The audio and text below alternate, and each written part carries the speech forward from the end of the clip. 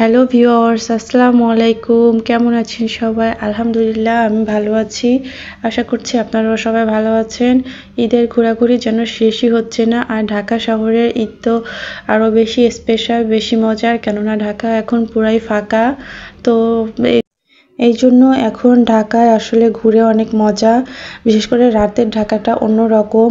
রোডে কোনো জ্যাম নেই, খুব দ্রুতই চলে যাওয়া যাচ্ছে সব জায়গায়।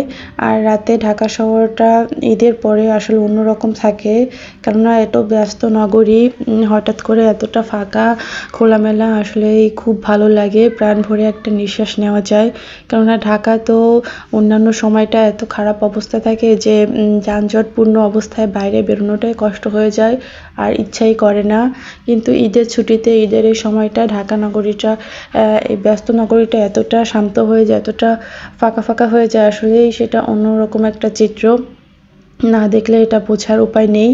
আর আজকে আমরা চলে এসেছিলাম আগারগাঁওয়ে স্ট্রিট ফুড কোর্টগুলোতে। আসলে এখানে আগে কখনো আসা হয়নি, তবে অনেক শুনেছি এখানকার ফুড কোর্টের কথা।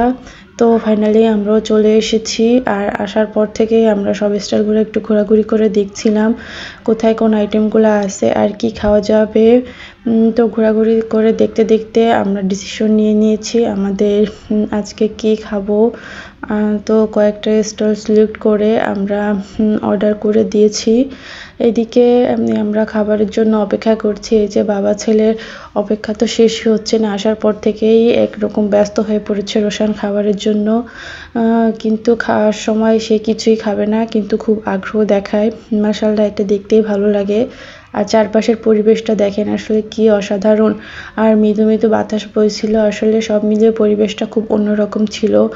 একটুও গরম লাগছিল না বাতাসের কারণে, আসলে ভাবসা গরমটা ফিল করতে পারি নাই তেমন একটা।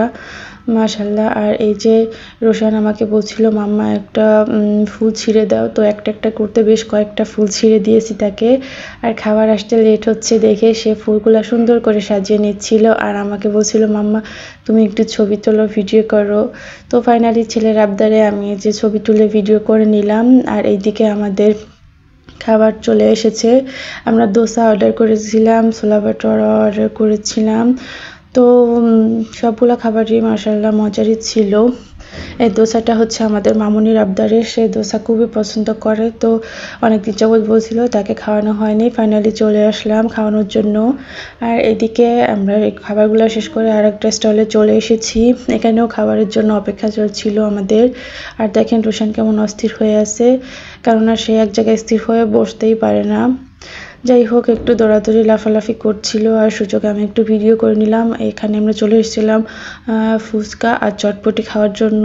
তো এখানকার ফুচকা চটপটিটাও বেশ মজারই ছিল।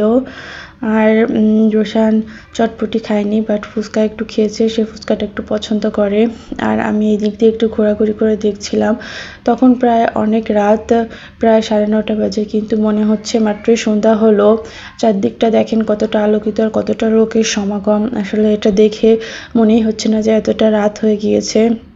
এখানকার রোডগুলা সন্ধ্যার পর থেকেই নাকি এমন ভিড় হয়, আর ঈদ বলে তো সেটা আরও বেশি পরিমাণে বেড়ে গিয়েছে। আর এদিকে দেখেন এই যে ভালোবাসার ফেরিওয়ালা যাচ্ছিল সব হার্ট শেপের সুন্দর জিনিসগুলা নিয়ে। আর এদিকে আমি সব স্টলগুলো একটু ঘুরে ঘুরে দেখছিলাম, আর ছোটো ছোটো করে একটু ক্লিপ নিয়ে নিচ্ছিলাম। আমার কাছে এই বেলুনগুলো সবথেকে বেশি সুন্দর লেগেছে, আসলে বাচ্চাদের খুব অ্যাট্রাকটিভ করে এই জিনিসগুলা। যাই হোক, সবার ঈদ কেমন কাটলো অবশ্যই জানাবেন। সবাই ভালো থাকবেন, সুস্থ থাকবেন। আল্লাহ হাফেজ।